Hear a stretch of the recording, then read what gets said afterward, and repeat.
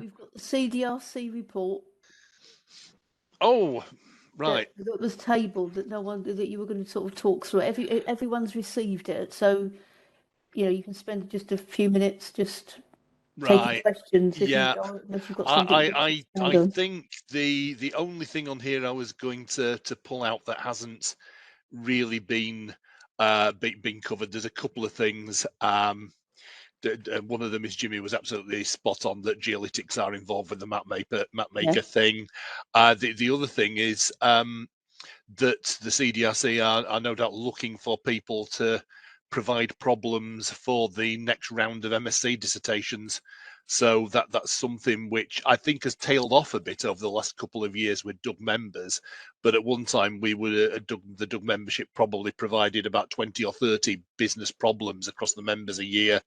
From my viewpoint, I'd kind of do a plug for, and I know Ian, I don't think he's managed to dial back in, but Ian from Sainsbury's has certainly sponsored a number in the past. I think it's just a plug for it. In the first place, I think it's a really good thing to do to support students on MSCs with real world problems.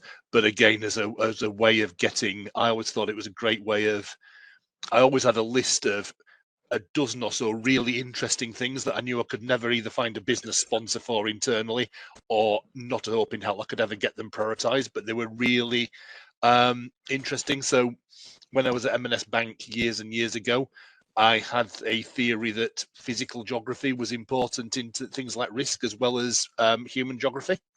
So we did some work through the MSc looking at whether there was any link to attitudes to risk from whether you were prepared to live near electricity pylons, mobile phone generators, on top of radon gas areas.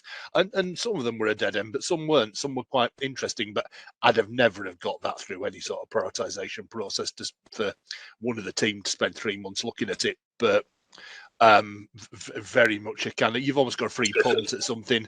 The MSc student gets because the MSc student, to an extent, as long as they can do the work on it, doesn't care whether it's a dead end or not, because they can prove it's a dead end and you still get the work on the MSc. But if it comes off, you've got something really interesting that you'd never otherwise get round to. So I think there's a general plea for the CDRC, I'm sure, would love the support, and I think it's a great opportunity to get some, particularly if you also get some good academic support, you can get some really sharp brains working on problems that you've got that are you otherwise wouldn't be able to look at.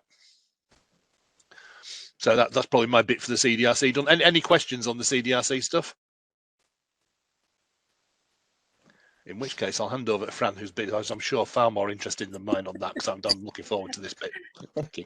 Okay, so I'll share my screen and introduce Michelle as well, but that's been an absolutely fantastic introduction to what we do. Can you see my screen? Yes. Brilliant. Always good to check. So I gave myself a brief introduction earlier, but I'm Fran Pontin. I'm a research data scientist with the CDRC. So Jimmy's sort of just almost given a rundown of what I do on a day-to-day basis. So my job role is split between actually doing research on the data that we're trying to bring in from commercial organisations, use it for kind of public good outcomes, and also sort of collating that data and making it usable for researchers. So sort of bring it in and doing some research, but also making it available on our data store. And just a quick note that this background is actually our mapmaker tool. So anyway, another nice link in, and I'll introduce Dr. Michelle Morris, or let her introduce herself. Hiya. Well, firstly, Fran, I can see a white screen. Does anybody else see the slide with the title on? Or is it just me having problems? I'm also got a white screen. Okay, I'll try. While I introduce myself, you can play. So yeah, like Fran said, really nice to hear that presentation and to hear other people talking about CDRC. So I'm an associate professor in nutrition and lifestyle analytics at the University of Leeds, and a co-investigator for the CDRC at Leeds. And I've actually been involved with the CDRC since it started in, well, I joined in 2014 when it was going a few months. So actually, Martin, I think we have met before at workshops around the data linkage project that you talked about around health. And I am now sit on a data donation advisory council with the teams that did that work, and we are very much collectively as a community trying to progress it. So it's really nice to hear things from the other side. And as Fran mentioned, well, a few of those like the apps and data sets that you shared are things that I've created in the past and that my team have created very recently too. So it's a real pleasure to be able to talk to you about the priority places for food work. We can see that now. Thank you, Fran. Specifically today, but I think the first couple of slides are actually about CDRC, so I won't dwell on these because clearly everybody here knows about the CDRC. But I think maybe the thing that just to point out, so CDRC is a collaboration. So the CDRC Leeds and then CDRC UCL, Liverpool, Oxford. So we all work together as a national centre, but it is kind of in two halves in that they have the half with ULO, as we call them, UCL, Liverpool, Oxford, and then half with Leeds as well. And we work using consumer data to generate societal and economic insights. For me, most of my work is with supermarkets, so I'm the academic lead for the Sainsbury's partnership and Asda partnership at Leeds, and also lead a programme of work with the IGD. So it's great to meet Whitbread colleagues because I previously met with Charlie Parker, who was previously your head nutritionist, as she sits on our Healthy and Sustainable Diets working group. And we're the kind of evaluation partner for that work with IGD. So you never know, we might cross paths again. So it's always good to even have networking opportunities when it's online like this.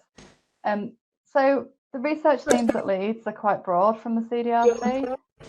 The majority of my work sits in the health and wellbeing strand, but crosses into urban mobility and retail. And Fran probably does things across all of the different domains here. And then just then to give you a bit of background on how the priority places work came about. I think that's the next slide, is it, Fran? Yeah, sorry, my screen's frozen, but Oh no, it's okay. I can carry on. So we were approached by Which actually through a contact that I originally met via Doug member Ian Sterland. So it's kind of nice to come back to this community, which in the very beginning was helpful in building some of these networks, which was Judith Batchelor. So she introduced us to Which, and we had some really great conversations about what we can collectively do to really help with the cost of living crisis and the rising food insecurity. So we had a whole load of different things that we would really like to do and still hope we can do, which we'll come back to at the end. But we kind of came to the fact that we can, being CDRC, with the access to the data sets that we've got and the skills that we've got in our research data scientist team, like Fran, we can take data that's already available and generate an index which highlights the places where people are most at risk of food insecurity. And then this can be used by Which to lobby supermarkets. We're also kind of working with government to try and really highlight places where more support is needed. And since we've launched it, a whole host of other applications come to the fore. Yep, questions, Stevie? Yeah, thanks, Michelle. What is food insecurity? Is it access to, or the ability to afford to pay for food? What is that? Yeah, there's a few definitions of food insecurity. I'm going to try and remember the Food Foundation one, but it's where people can't have to skip meals because they can't afford food, essentially. And it's tracked, there's different ways of tracking it, but the Food Foundation, which is a big charitable organisation and work in the space, they have a food insecurity tracker where they survey a lot of people regularly about whether they've had to skip meals, whether they've gone hungry, and these kind of questions. So, and with rising competing pressures around fuel poverty at the moment, we know that more and more people are going without food. In some definitions, it goes a bit further, and it's kind of access to healthy food as well. So you can struggle with kind of malnutrition by not having nutrients as well. But yeah, essentially people being hungry. Thanks. So I think that's probably the place to hand back to Fran to talk about the actual data and how the tool was developed. Yeah, thank you, Michelle. So I guess also answering that question as well is we kind of came up with these 7, in conjunction with Which, these 7 domains that captured food insecurity. So the top 4 around that kind of access to food that you're talking about, and then the sort of last 3 around that ability to afford food. So within this index, we're capturing kind of that multi-aspect nature of food insecurity. So the index builds actually on an existing CDRC product. I didn't actually see it on the kind of when you're scrolling through, but it's one of our open ones. It's the eFood Desert Index. So that captures access to retail facilities, both online shopping and physical access to stores. And we've built upon that to bring in additional data that reflects barriers, further barriers in the population. So this includes access to non-supermarket food provision, economic barriers, fuel poverty, so particularly at this year, or sort of as we're going into winter, and family food for support. So what people are relying on when they can't afford these afford food. So I'll talk you through the underlying data, so I think you'll find that interesting, and then how we combine the data together, and then we've already seen a bit of the tool, but give you kind of a run through of that map that we saw before. Okay, so geolytics coming up again. So from the existing eFood Desert Index, we have proximity to the largest retail store. So for the UK, this is the distance to the nearest largest store and the number of stores within the kilometre of the home. So this is calculated for each postcode in the UK, and then averaged up or rounded up to neighbourhoods. So for England and Wales, that's LSOA. I'm going to get this wrong. Data zones in Scotland and output areas in Northern Ireland. So this is averaged for those. And then we also looked at accessibility of these stores. So used modelled journey time statistics by public transport and a spatial interaction model to look at journey time to stores. So capturing both proximity, physical proximity to the store, and accessibility by public transport. The journey time statistics by public transport were only available for England and Wales, so we've used the IMD physical access domain for the other devolved nations. And I'll come back to some of the differences about how that index has been calculated across the devolved nations due to data availability as we move forward. So the final domain that we've borrowed from the eFood Desert Index captures access to online deliveries. So this was using web scrape data that captured the number of retailers that delivered to each postcode, and then aggregated up to neighbourhood level, so LSOA for England and Wales, and also internet user classification. So how likely were those people in that neighbourhood to actually shop online? So this is another CDRC data product, and it ranges from the kind of e-cultured creators and e-professionals, so those likely to shop online. This is based on kind of survey data, to those unlikely to shop online, so settled online communities and e-withdrawn. As part of that survey, they actually asked questions around propensity to shop online and kind of get online retail deliveries. For the non-food provision, so this is a new domain that we've added on top of the existing eFood Desert Index, was the idea that we wanted to capture non-supermarket food provision. So these are food sources that are often more accessible, so can be closer to home, but can also be more expensive.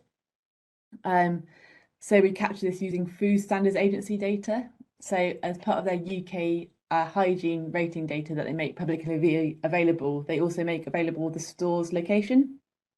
So we access this through their API, and then in a similar way to how we've captured access for supermarkets, we looked at the number of non-food supermarket food provision within a kilometre of the home, and then also distance to the nearest.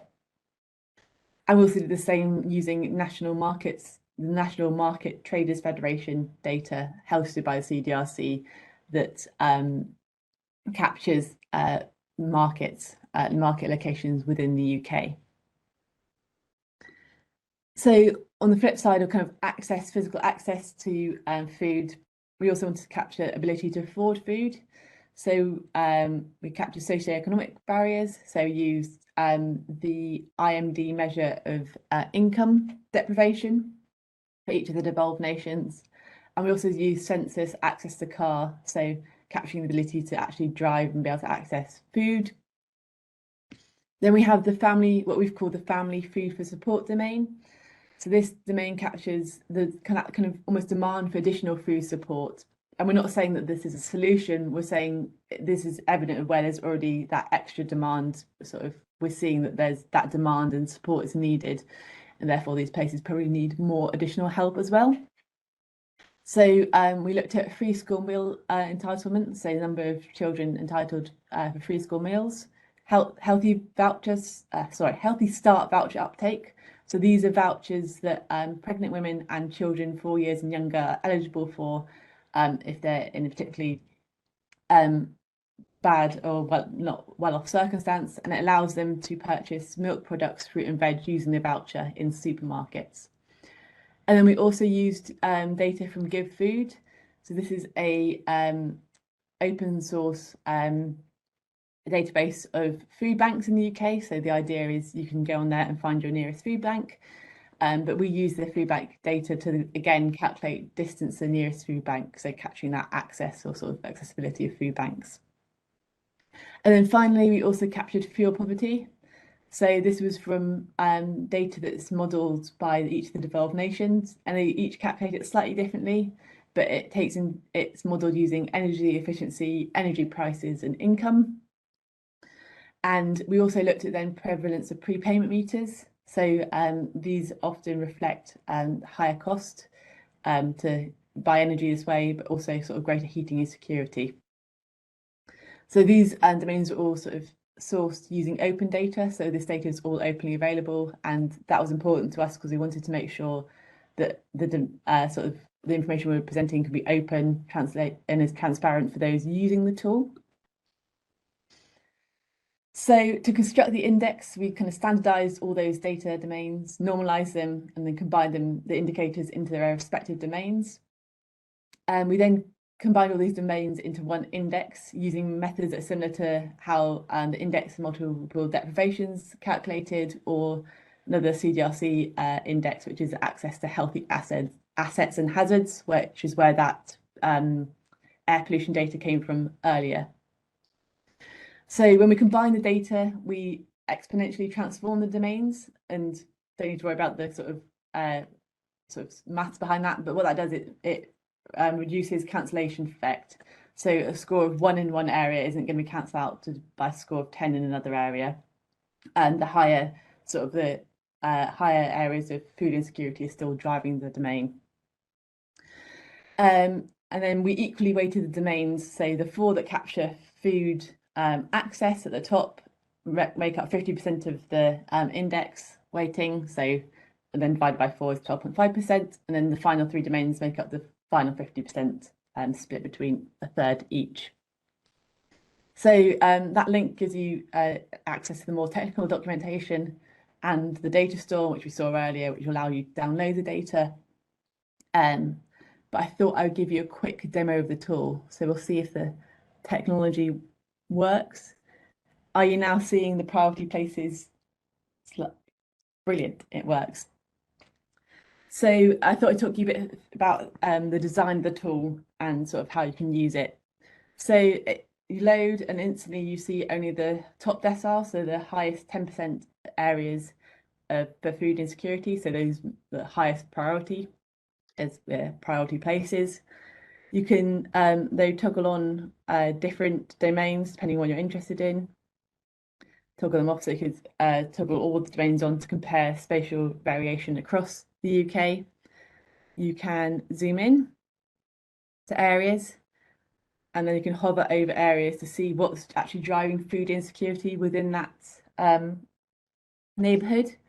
So here we can see sort of in East Bradford that actually access to supermarkets is fairly good. So kind of proximity to supermarkets is 6 or around average. Proximity to non-supermarket food is decile 9, so quite that's not an issue at all in terms of food insecurity.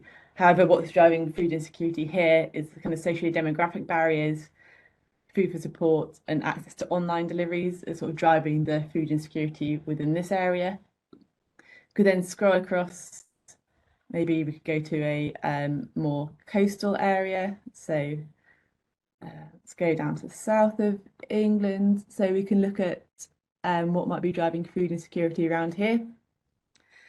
So here we can see that actually it's maybe less, it's more, it's the access to the supermarkets that's driving food insecurity. and the socio-demographic barriers actually and fuel poverty aren't so much of a concern. So here it might be the kind of access to supermarkets is an issue, so the type of support that's needed is different. You can also toggle on supermarket locations, so using the Geoletics retailer location data, we can then zoom in on an area and sort of explore actually what are their nearest supermarkets, how big are they as well, so is it a small convenience store, which tends to be more expensive, or a larger retailer. And we can also start to look at the different domains. So we can map, just for example, accessibility to supermarket retail facilities. Now, as those of you sort of geographic background or knowledge, might be wondering why we've not presented this as a choropleth map. Well, we wanted to present them as points, as each represents a similar population size. And we also didn't want then, when you're kind of looking at the overall patterns in the tool, so I'll toggle them all on, we didn't want large areas to drive kind of insight just because they're coloured as such. So I apologise, it is loading and it's not the tool that's slow, it's my internet connection showing it to you. So I'll hand over to Michelle now to talk about some of the next steps that we're going to do sort of off the back of this work. Brilliant, thanks, Fran. Has anyone got any questions about the tool before we move on? Because I know Fran's just shown you loads of stuff. My ears perked up at I didn't quite catch it, but exponential normalization. Yeah. Just in terms of, it implies that you're using like an exponential sort of decay to correct for weighting density. I wondered whether or not that was actually the case, or if it was more dynamic than that, and it was sort of like dynamic. I was interested in how that actually works mechanically, because it feels like something that we could use if it's a sort of dynamic solution. So the data had already been sort of ranked, standardized, and normalized, so Yeah. To compare the data, and then you just applied an exponential transformation, so that, yeah, to sort of, I'm not sure I can fully answer your question, but I can pass it on to my colleague who did the actual weighting. I'm more than happy to read something at another time. Yeah, I'm just interested in the approach. Yeah, so it then meant that sort of value of 10 and 1 didn't cancel each other out. So it's how, for example, the IMD used something similar to ensure there's not that kind of cancellation effect of one high score and one low score don't cancel each other out. Okay, I can share the technical. I'll put the link to the technical documentation. That'd be great. Yeah, so the technical documents on the CDRC website. So the website that Fran showed you is a witch.co.uk URL, but because this is a CDRC product, the data product is on the CDRC data store, so you can download the raw data for the tool. The technical documentation is there, and there is also a CDRC map maker, so if you do want a choropleth map, pop postcodes in, you can do that. I guess with a caveat on that one, in that is a choropleth map and this is LSOA data, so it does take quite a long time to load. And it's hosted on the mapmaker platform, whereas the Witch one, for those that we like technical stuff probably in this room, the Witch one's hosted on Azure, so it is scalable and it's much more responsive. So there are different things. So the CDRC is a kind of bigger offering of information for those that want to see more. But in terms of next steps, so we launched the tool on the I forget which date now, in November, and the response was really pretty phenomenal. So we're talking here about how many hits we had on the first day of the website, but I think, I don't know, it hit all over the national newspapers. So we had more media coverage than I've ever had. I got a little TV slot on our local TV program, which colleagues made it onto Sky News. You know, it was like everywhere. Our comms team were all very excited about it, and we had you know, a really kind of connected support around that. One of the things that Which did was they launched a petition for a food for all. So there's a report on the Which website, which details, they kind of ranked the top 20%, so top 2 deciles, and called out which constituencies they were, and provided kind of more information that was quite translatable for policymakers as well. And as of the 2nd of this month, we had 48,000 signatures on here. I was actually on there yesterday, and it was high. It was close to 49,000 signatures for people wanting to kind of sign up to the Which asks and make affordable food for all. And some of those, there's a 10-point plan from Which, primarily aimed at retailers, with things like making sure there's always budget line items available in the priority place areas, the kind of simplifying cross models in those areas, and if there's loyalty cards, having more kind of point-based incentives for people who need them. But there's also calls for the government to extend Healthy Start vouchers and free school meals, particularly in these areas that need them.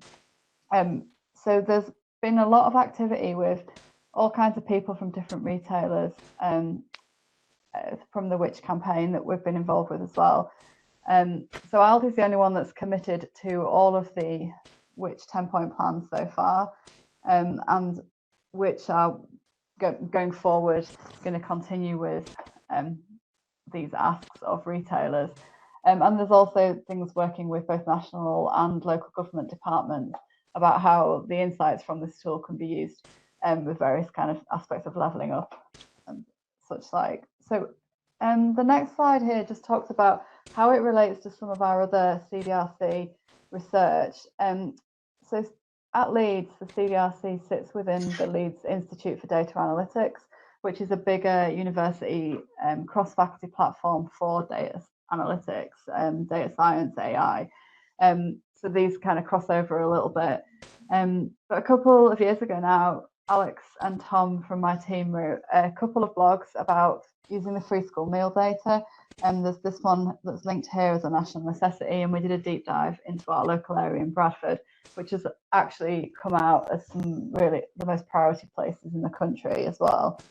I've been working with Sainsbury's for a long time now, but most recently we've published some work via the IGD in one of their reports about driving change, about what happened when Sainsbury's provided an extra £2 to those who needed a Healthy Start voucher.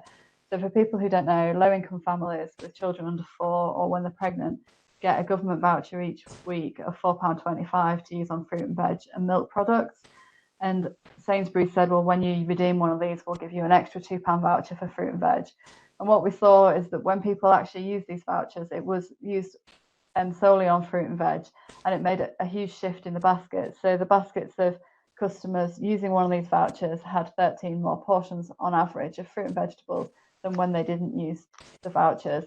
And because of the sorts of data we've got from Sainsbury's, we've got a cohort that of anonymous loyalty card users that we've been tracking for some time, and we were able to identify people within that cohort who had redeemed these Healthy Start top-up vouchers, and then we were able to look in quite a lot of detail about what they had in their baskets and when they did and didn't have the loyalty cards, the top-up voucher. So Sainsbury's have relaunched that, and they've just rolled it out in Wales as well, I think last week. So that's been really great to be able to use these data insights to drive real world change. And again, another trial at Sainsbury's showed that by discounting fruit and vegetables, we could increase the sales of those fruits and vegetables. There's other work we've done with other retailers, but kind of outside of this, that's not sort of sitting within the food insecurity, and how we can help use data to help support people most in need.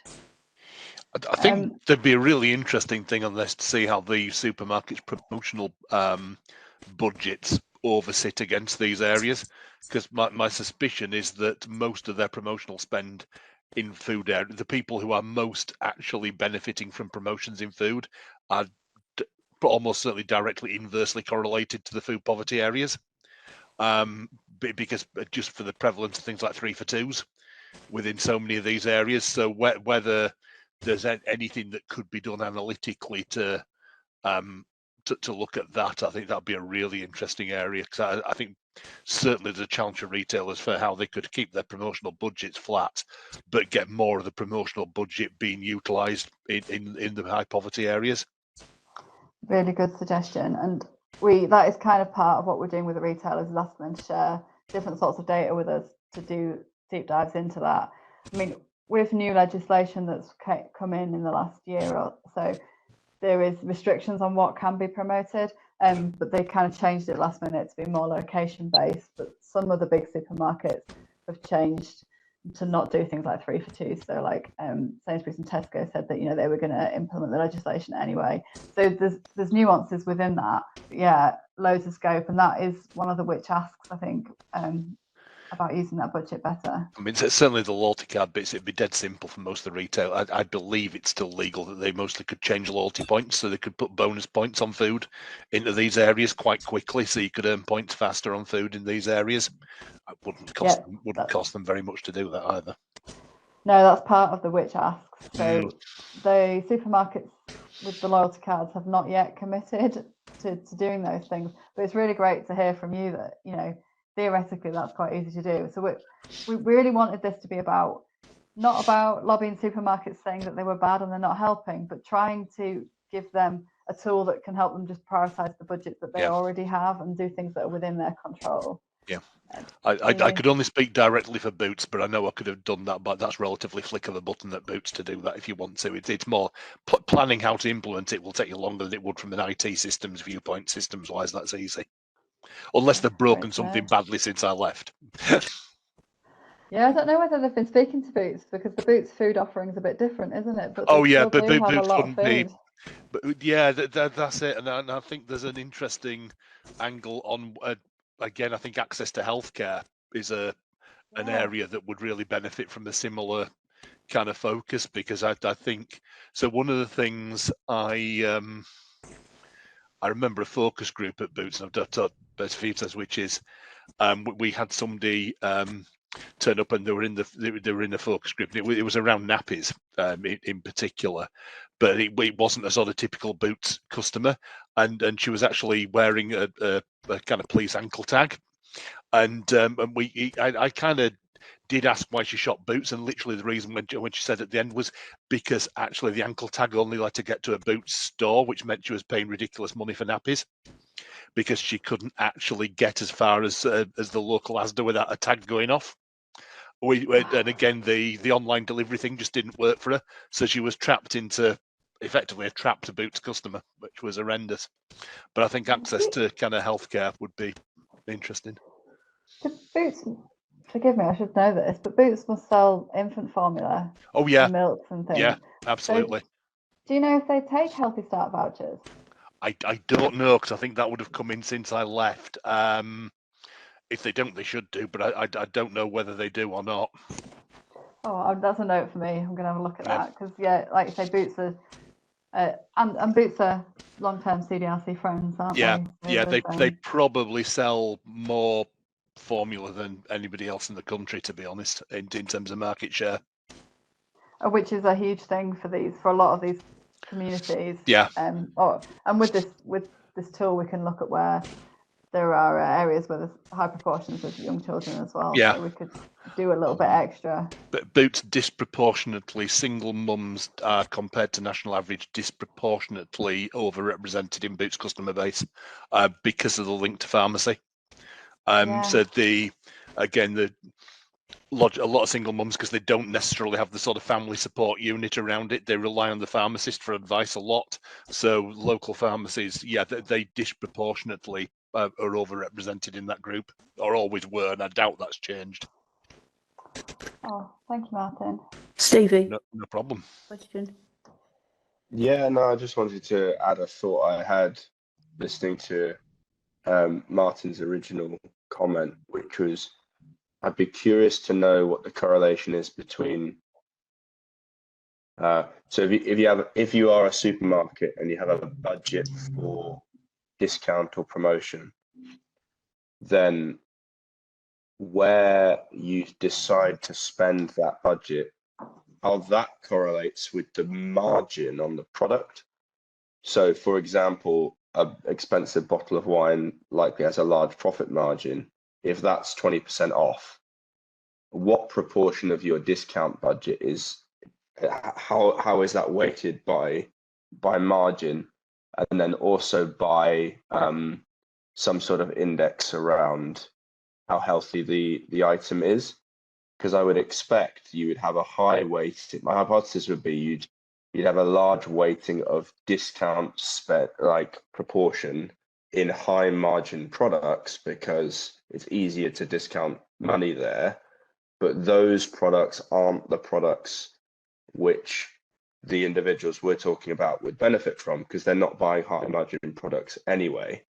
And so you should actually, it's not going to produce the desired outcome to evenly weight based off of revenue proportion, because your higher margin products are going to be unfairly represented in terms of the amount of money they actually make up. So you need to instead weight on some other factor. And I just wonder what those correlations look like. Yeah, lots of it is supplier funded, and the retailers work very hard with the suppliers to get supplier funding. So you're right, there's a lot of high margin stuff is in there. I suspect the low margin stuff is still disproportionately 3 for 2. Because actually for bulk is far more important to the low margin product suppliers, so they're quite happy to heavily fund a 3 for 2 on the grounds that shifting the volume is what they want, and they're happy to do that. Yeah.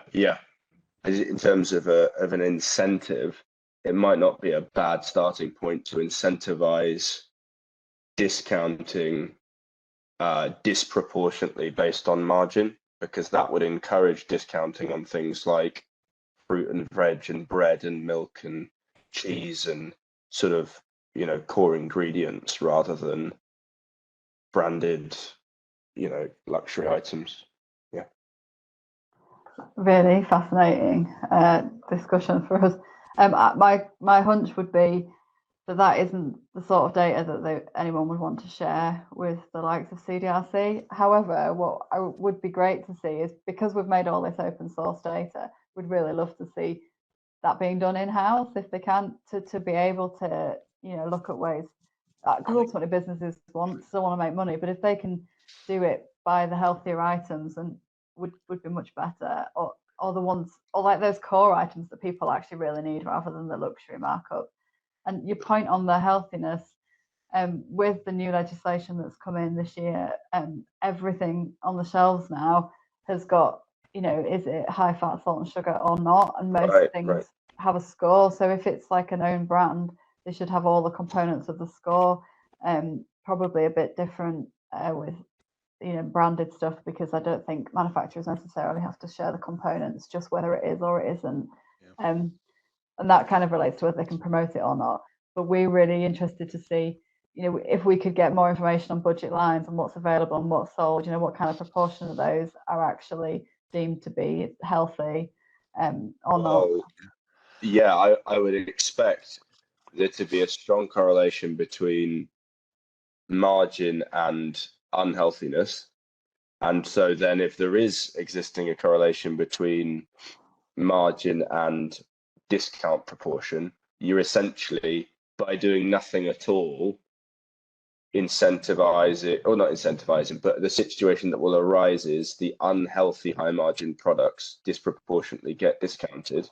And if we're saying that discounting is a way to solve food insecurity, then you've essentially got an issue there.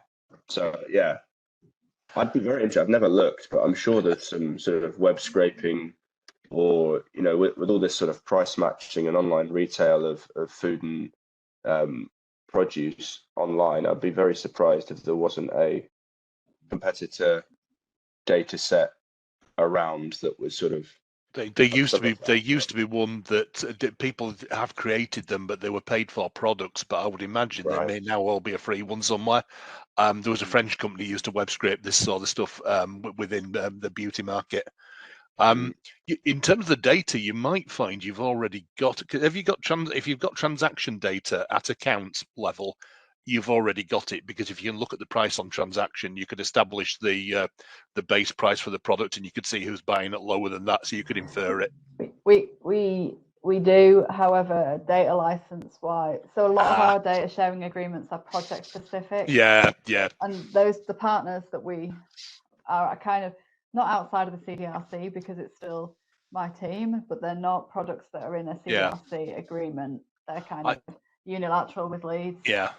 I suspect for most of the retailers that have got it, they'd put a caveat on that they'd want to make sure that they saw it before they released it anywhere. But I would imagine the likes of Sainsbury's might be, it's the sort of stuff they probably don't, where I was talking about things you don't get a chance to analyse yourself because it doesn't fit. It might well fit in, but they may want it for internally how they can improve it rather than necessarily to make a song and dance about it. But I suspect they'd be interested.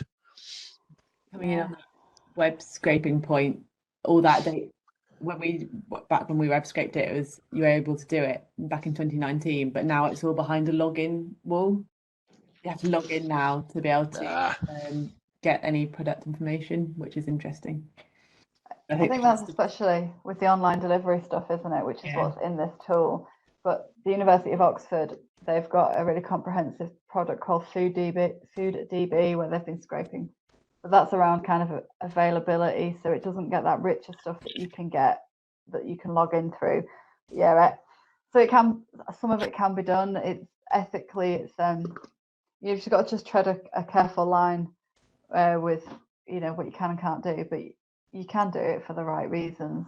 It's just whether you can get rich enough data, like we can't do it now to update that eFood Desert Atlas, but Oxford still do it on product lines and kind of what is for sale, but you can't get the geography, so you can't get that geography without the login part. So it's really nuanced when you get into it.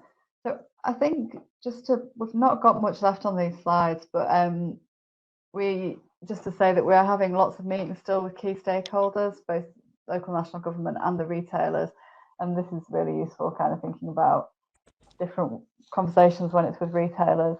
And we're looking at creating a policy brief as well, just to make this kind of information even more accessible to people. What's the next one, Fran? So we do hope to update the tool. So we're going to do an annual update. But there are other areas of work that we want to carry out, potentially to expand the tool, or certainly to generate more insights to go with the tool. So like bringing in health outcome data or financial aggregated data, and thinking about the demographics of the neighbourhoods. So we touched on this, talking about areas where there might be lots more children. Or again, pensioners have quite different needs. So with the new census data coming out imminently, there's a lot that we can do in these areas. And the annual update will be in autumn, just kind of preparing for that pre-winter pinch points that happen, especially with all the fuel costs problems we've got at the moment. And I think that's probably it from us. But very happy for more questions and discussion. I think that's really interesting. It's fascinating. Thank you. Just an aside, and I should point out nothing whatsoever to do with Merkel, but if I can be of any assistance, or you ever want to pick my brain, you kind of know where to find me. It's I'd just off the back of being inside retail loyalty schemes for a long time. If I can be of any use, or you want to bounce any ideas past me, just drop me a line or give me a ring. Oh, that's brilliant. Thank you, Martin. Undoubtedly, we will be in touch at some point. No problem. One of the first things I looked at, I suspect, was one of the people on day one I was looking at, because I'm originally from Keighley. So I was immediately kind of looking at Keighley. And it paints a fascinating and extremely accurate picture of Keighley. It does. I've been meeting with Keighley schools groups actually just this week and the local council about food insecurity challenges and what sort of data they've got, and I'm just in Baildon, so not far at all. Oh yeah. So I've also been deep diving into Keighley, and some of that I'll send you the links to the free school meal stuff, because we did Bradford and Keighley around eligibility and uptake and the differences, and Keighley was really interesting. Yeah, you can just look and kind of go, God, that's Brecon Beck Council's data. You just look and just think, oh yeah, fascinating. Thank you very much. Last question. Oh yeah. On that, is there anything interesting or different in your research with regards to Christmas? Because obviously food retail at Christmas is a totally different ball game. So I just wondered, you know, were there any, was that in scope? Did it go that far? Is there anything interesting there? In other research, in other projects, for sure. Okay. The highest month for fruit and veg sales. Really? Considerably. Yeah. And a real shift in, I've got other papers that kind of cover this, real shift in demographics in that, you see that like younger people buy less at that point. It's almost like you can see that people are going home and that, the slightly older age group are buying much more. What other things have we seen in Christmas time, Fran? I think there's the general seasonality of what we're seeing across each product. Almost has its own seasonal variation that's product specific. So some are more driven by weather potentially, or sort of seasonal. It's really fascinating to see the variation. Discretionary items also go up, like your HSS products would go up a lot in Christmas, unsurprisingly. Some like New Year behaviours as well.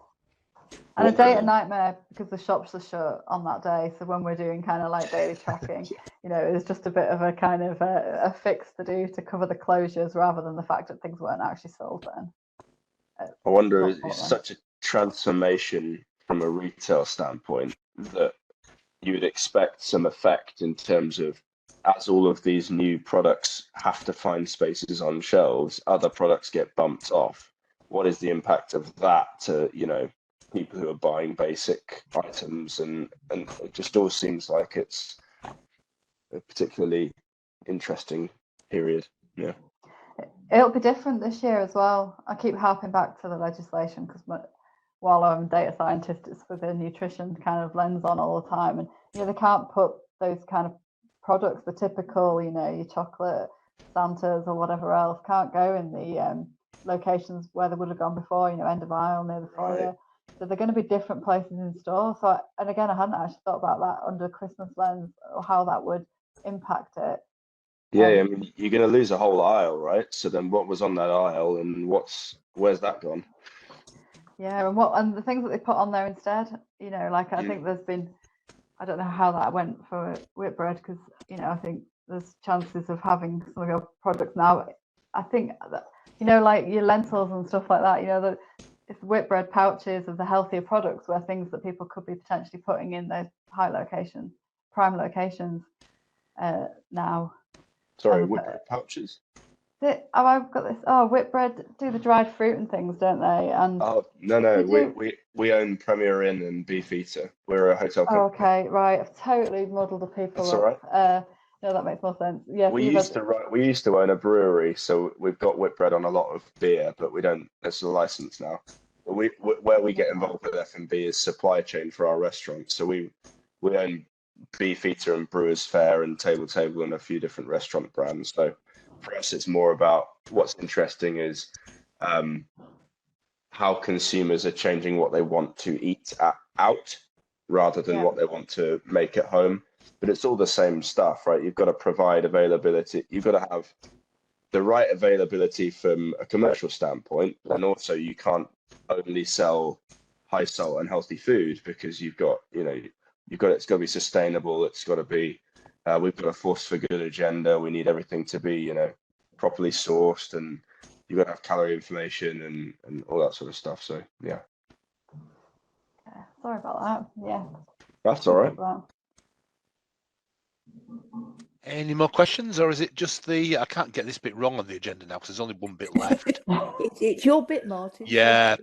So this will be quite short as well. But one of the things we've been looking at is it ties back into the what do we do as everything kind of finally begins to open up. But we're looking at sort of what is it that Doug need to be doing more of, particularly with a lens of some of the stuff of we used to do more of this and we've kind of lost our way a little bit on it. So I think it's really interesting this morning because I think this has been brilliant. But one of the things certainly I kind of was always well, the reasons why in various organisations I kind of paid the Doug membership was I thought Doug was about the best place I could go to for what is new in data sets, what data is available, and I think we probably need to be doing more of that again and get back to that. So that's one of the things we're really going to be trying to concentrate on, is how do we become almost the best place for early kind of, whether it's early access, early warning, or just did you know this exists, that we can be better. And I think the CDRC is a great link with that, which is brilliant.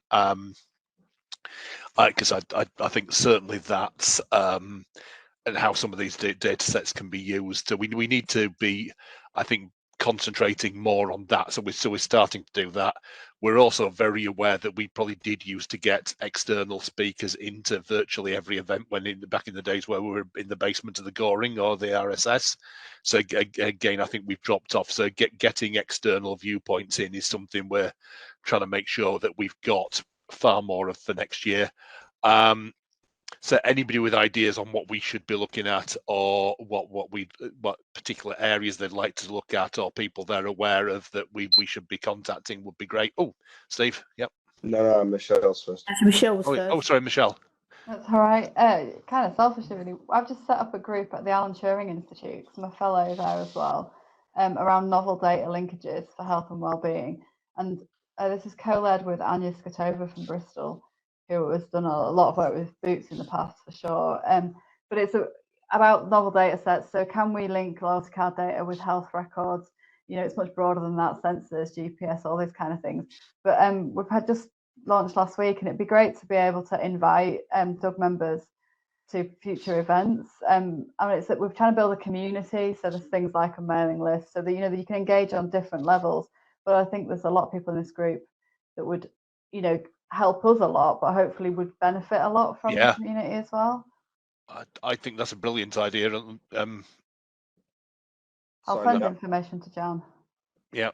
If that's the right person to send it to. Yeah, but that'd be brilliant. I think that's exactly the sort of stuff that, because again, I think the members get great value out of that. It's exactly the sort of stuff we should be looking to do more of. Steve, sorry. Yeah, no, Alan Turing is my personal hero, so I'm down for anything to do with that. The thing I just wanted is that you're talking about novel data sets and access to data. Just struck a thought. Last week, Friday evening, for a particular internal stakeholder of ours, we sourced in the past school holiday dates by region in the UK. For anyone who's tried to do that, it's actually not that available. There's a government website, but if you go on it, it takes you through to lots of different council websites, and it's kind of hard to do. There is a website where somebody somewhere, whoever runs this website, has manually written tables, but they're all behind individual links by borough, basically, or by area.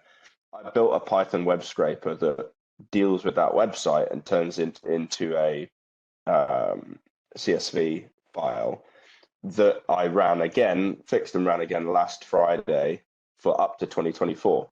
So if anybody wants local area school holiday dates, I have them.